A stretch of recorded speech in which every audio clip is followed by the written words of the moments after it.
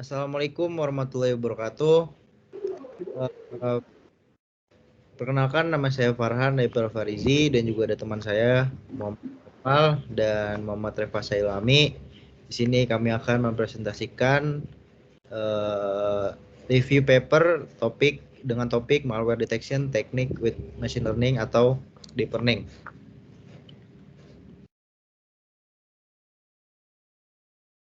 Oke, selanjutnya saya ingin menjelaskan. Jadi latar belakang dari kita membuat PowerPoint ini itu adalah serangan malware itu zaman sekarang tuh menjadi ancaman yang sangat sering dilakukan atau signifikan bagi sistem komputer dan keamanan informasi di era digital.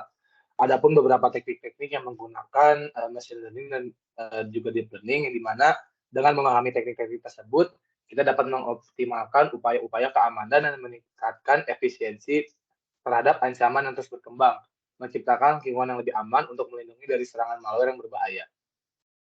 Oke, boleh dilanjut. Selanjutnya bisa dijelaskan oleh teman saya.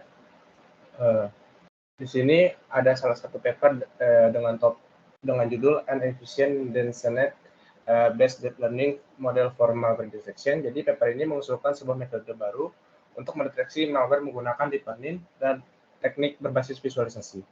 Jadi sistem yang diusulkan di sini menggunakan model dense net yang dimodifikasi dan fungsi kerugian kelas yang ditimbang ulang untuk menangani masalah data yang tidak seimbang.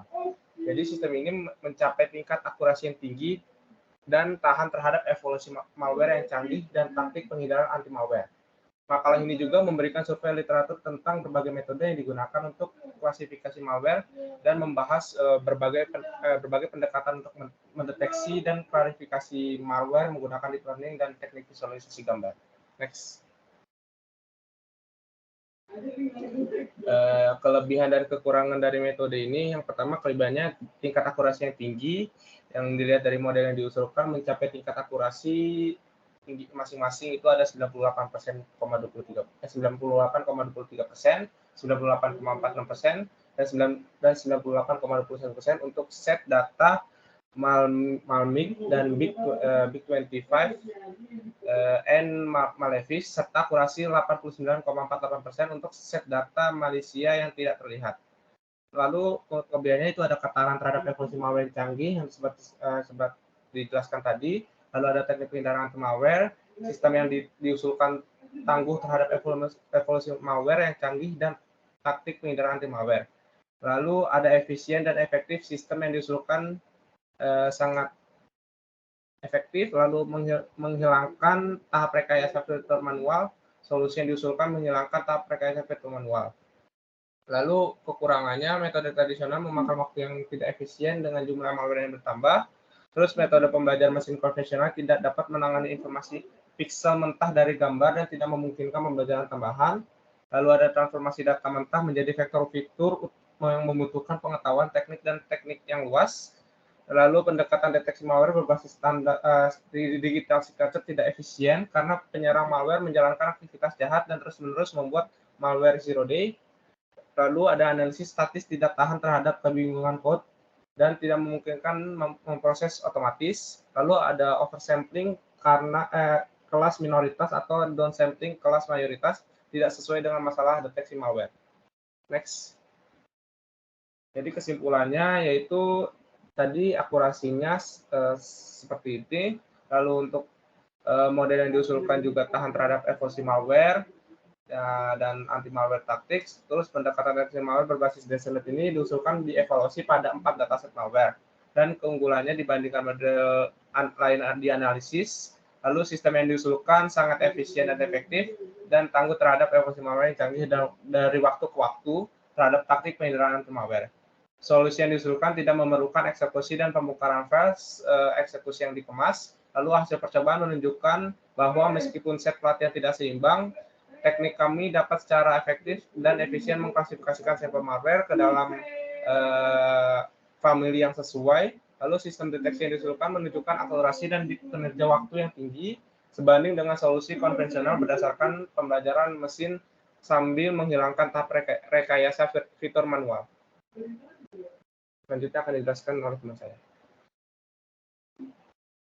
Oke, selanjutnya kita menggunakan referensi Journal Detecting Android Malware based on Dynamic Feature, Sequence, and Attention Mechanism. Di mana di sini menjelaskan bahwa sistem Android pertama kali itu dirilis pada tahun 2008. Setelah 10 iterasi versi utama dan 29 pembaruan pada desain API-nya, sistem Android sekarang berjalan di lebih dari 75% perangkat seluler di seluruh dunia, menjadikan sistem operasi seluler paling populer di dunia. Dan di sana juga membahas bagaimana cara mengatasi masalah-masalah yang ada di atas. Penelitian ini mengusulkan skema pengkodean fitur berdasarkan aktivitas jaringan dan urutan panggilan sistem dan model yang ringan berdasarkan mekanisme perhatian menggunakan struktur transformator. Oke, mungkin boleh dilanjut. Adapun beberapa fitur-fitur yang dijelaskan pada jurnal ini, yang pertama adalah urutan fitur dinamis, yang dimana ini diagregasi mengacu pada urutan aktivitas yang terdiri dari panggilan sistem dan aktivitas jaringan secara kronologis. Dibandingkan dengan metode pemrosesan tradisional yang terpisah, keuntungan dari metode ini adalah dapat menemukan hubungan antara aktivitas jaringan dan panggilan sistem, sehingga berbahaya dapat ditemukan dengan atau berbahayanya malware ini akan mudah dideteksi. Oke, boleh dilanjut.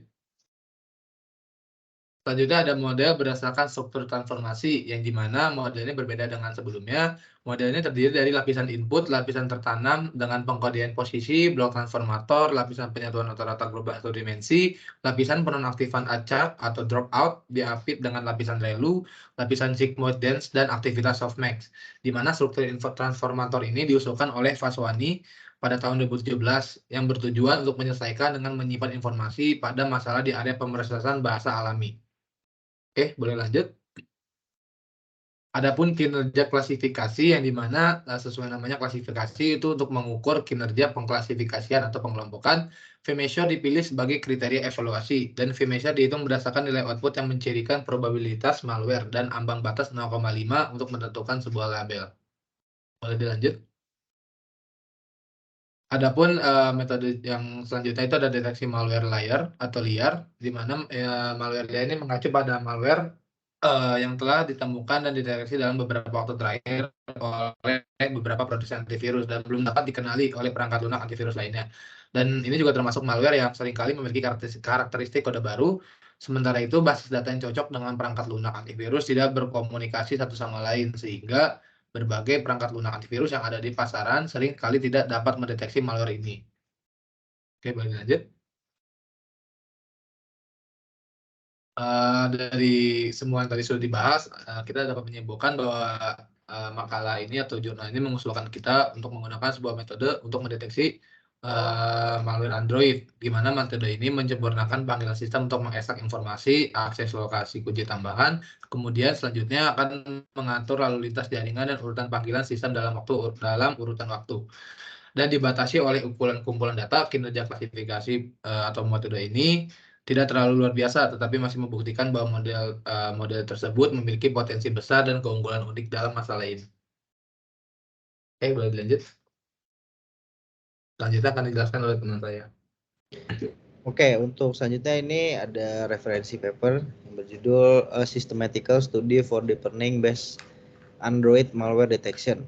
Nah, di sini ada beberapa penelitian berbasis pembelajaran dalam mendeteksi malware Android, yaitu untuk memperkenalkan jenis-jenis malware seperti Trojan, backdoor, worm, spyware, dan menunjukkan beberapa teknik penetrasi malware serta beberapa metode pendeteksian.